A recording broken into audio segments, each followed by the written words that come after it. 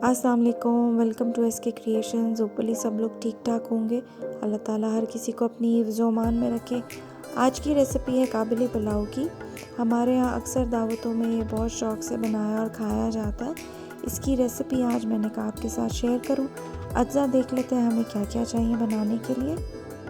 2 अदद बड़ी प्याज ली थी, उसको मैंने पतला बारीक स्लाइस कर लिया था। 1 किलो बड़ा गोश्त चाहिए, इसके अंदर हड्डी भी चाहिए और बोनलेस भी। हम लोगों को 2 गाजरें चाहिए पतली कटी हुई। हम लोगों को लहसुन चाहिए 6 जवे स्लाइस किया हुआ। नमक हम लोगों को चाहिए 2 टेबलस्पून। 1 हम लोग यखनी में डालेंगे और 1 हम लोग चावल उबालते वक्त डालेंगे। हम लोगों को मिक्स गरम मसाला चाहिए, जिसमें दालचीनी है 3 से 4, काली मिर्चें 15 से 20, सब्ज़ इलायची हमें 7 से 8 चाहिए। लौंग हम लोगों को चाहिए 8-10। 1 टेबलस्पून भर के हम लोगों को ज़ीरा चाहिए और बड़ी इलायची हम लोगों को 8 चाहिए होंगी। इस गरम मसाले को हम लोगों ने पीस लेना है और ये हमें टोटल 4 टेबलस्पून चाहिए होगा। 1 कप हम लोगों को ऑयल चाहिए होगा। काबुली मेवा साफ़ धो के रख लिया था 1.5 कप। चीनी हमें चाहिए 1 टेबलस्पून और 2 घंटे से पहले से भिगोए हुए चावल चाहिए हम लोगों को सेला 1 किलो। कुकर में अब 1 प्याली से थोड़ा सा कम ऑयल डाल के प्याज डाल दें। ज़रा सी देर के बाद आप इसमें लहसुन ऐड कर दें।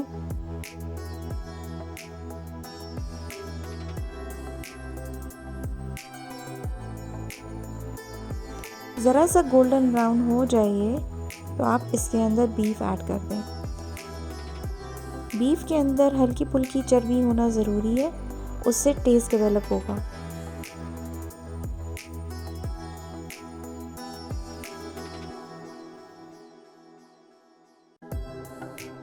अब हम इसके अंदर ऐड करेंगे 1 टेबलस्पून भर के नमक। ज़रा सा इसको चलाएंगे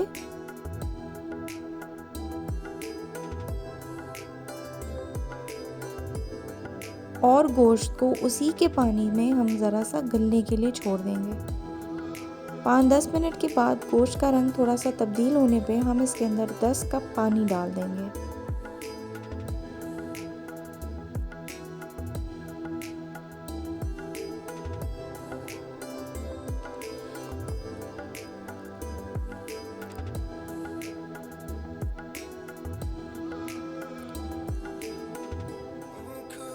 अब इसके अंदर हम लोग डालेंगे 2 टेबलस्पून वो ग्राइंडेड गरम मसाला जो हम लोगों ने बनाया था। अब हम कुकर को ढक के 30 से 40 मिनट के लिए छोड़ देंगे मीडियम आंच पे, ताकि गोश्त गल जाए। दूसरी जगह हम लोग एक कढ़ाई लेंगे, उसके अंदर बचा हुआ तेल डाल देंगे और बारीक कटी हुई गाजरें डालकर हम लोगों ने इनको फ्राई करना है। 5 मिनट के बाद जब इनका पानी इवेपोरेट हो जाएगा तो हमने 1 टेबलस्पून चीनी भर के डाल देनी है। इसको ज़रा सा फ्राई करेंगे। 2 से 3 मिनट के बाद हम लोग इसको डिश आउट कर लेंगे।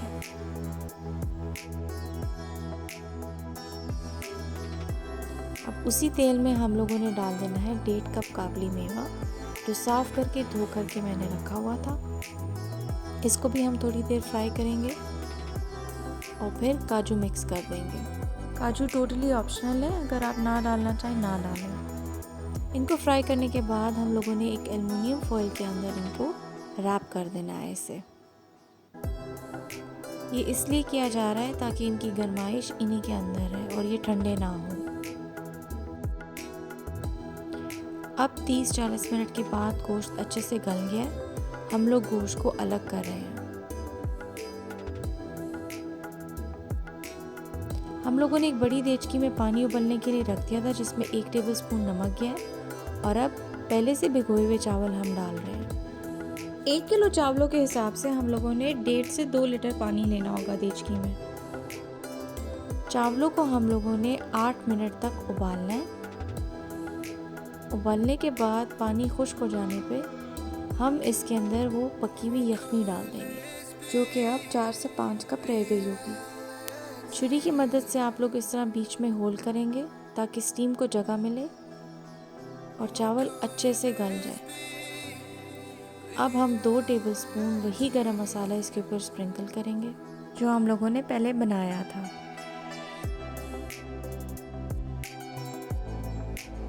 अब एक साइड पे हम लोगों ने वो निकाला हुआ गोश्त डाल दिए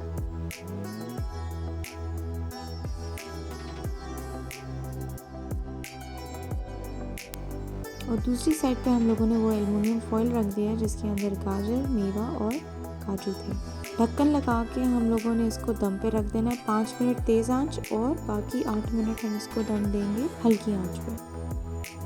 12 سے 13 منٹ دم دینے کے بعد چاول تیار ہو گئے۔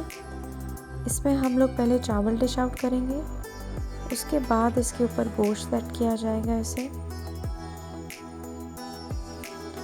اینڈ میں ہم یہ گارنش اتار کے چاولوں کو گارنش کریں گے گاجر، میوے اور کاجوؤں سے۔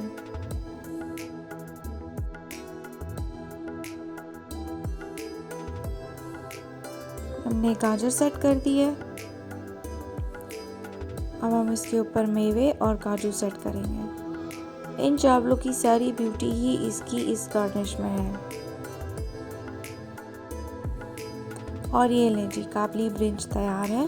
آپ اس کو ٹماٹر کی چٹنی کے ساتھ سرو کر سکتے ہیں، پانی کے اچار کے ساتھ سرو کر سکتے ہیں، اور دعوتوں میں یہ بہت زیادہ